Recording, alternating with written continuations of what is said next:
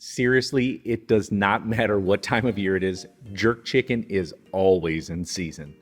The flavors are incredible. And I'm gonna show you how to make an absolutely delicious marinade. And then we're gonna balance out some of those spicy flavors with a delicious tropical rum sauce. You are gonna absolutely love this recipe. I've actually had this recipe for years, but it's now time to recreate it and make it even more delicious and, of course, put it on video. We do need to knock out a little bit of prep with that marinade first, though. Sound good? Let's cook. Let's start by preparing up a sweet onion. We are going to slice off the ends and then next just simply slice it in half. Of course, take off that outer peeling, can't use that here. And then just roughly chop it as best you can. Don't worry, it's going in a blender, so don't have to be perfect. Next, I've got some green onions, just again, roughly chop those. Do not use the ends, the stem end. Discard those. And now I've got some jalapenos. I'm just going to slice the end off of both of them, but one of them, what I'm going to do is slice it in half and then remove the seeds. You know I don't do too well with heat. Once they are removed, go ahead and pop them right into the blender and we'll be good to go for the next few ingredients. No, traditionally, this is not done with a jalapeno, but you know me, I'm a super weakling when it comes to spicy food. I just cannot handle it. Traditionally, you're supposed to use a Scotch bonnet pepper. If you cannot find those, then please upgrade to a habanero, which you should be able to find no problem. Now, and back over to that blender, we're going to add in some peeled garlic cloves. Next, some fresh sprigs of thyme. Now I'm going to hit it with some fresh ginger. You could use dried ginger as well, ground ginger. And now I've got some packed light brown sugar for a little bit of sweetness. For some goodness, we're going to hit in some soy sauce for some natural salts, some white wine vinegar. You could absolutely just use white vinegar as well.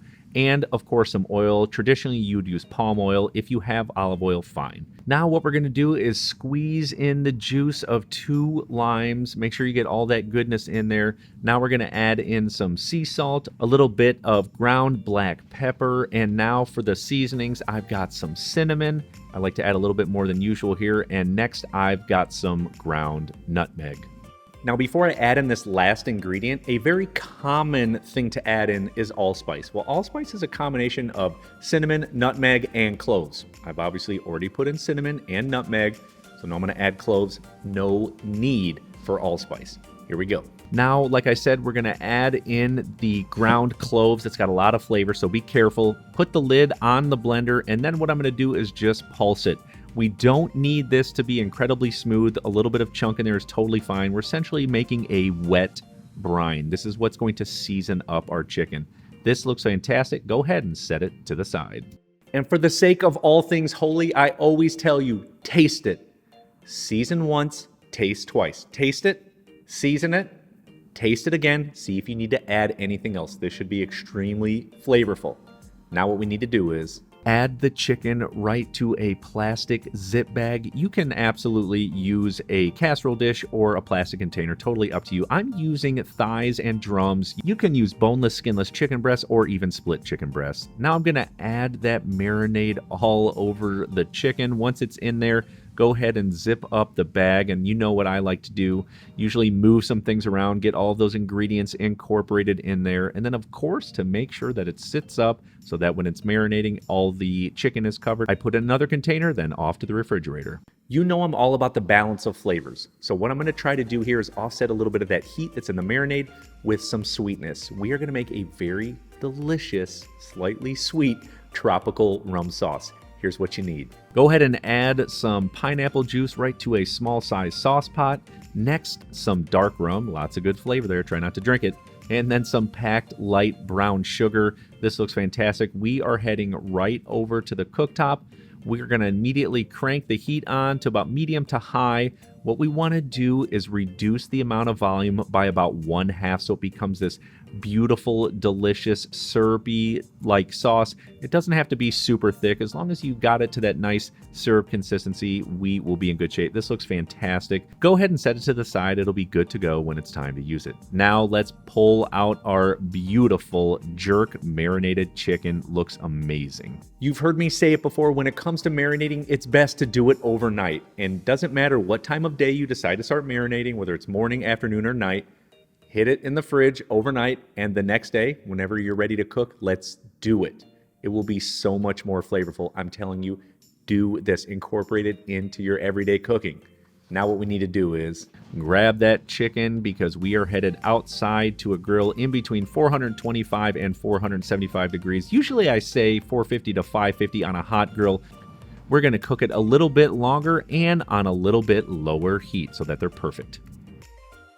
And in the middle of grilling, I want to stop and say this. It's expected on jerk anything, whether it's steak or chicken or pork, that it will develop a little bit of char. You've got an extremely wet brine here. Things are going to want to stick. Don't do it. Resist the urge to want to constantly flip things. Let it cook. Let it get that little char. Oh my gosh, the flavors will be so much better. Back to the grill. Go ahead and flip them over. After about 6 or 7 minutes, you're going to start to see some nice dark brown grill marks. This is looking great. I'll probably flip it back again for another 5 to 6 minutes because I want that nice little char just like you see here. After about 18 to 22 minutes total, once the chicken is done and reading 165 internally, take it off the grill. We are going back over into the kitchen because we need to get a few things done before we plate it all up. You already know what I'm going to say. Comies, I mean, goodness.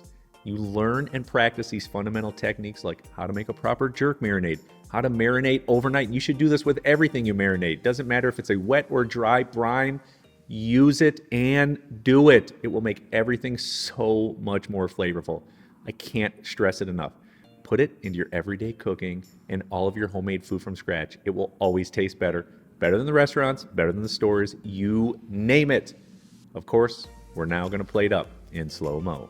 I'm going to serve these up in a bowl because I've got a sauce I want to pour on there and I want to keep all the good juices in there, but you could still do a plate, no worries. Now drizzle some of that dark rum sauce over top. This is going to help balance out some of the heat in the marinade. I'm going to also add on a few lime wedges to also help cut that heat. And then I'm going to finish by garnishing with some sliced green onions. And man, oh man, check out these beauties.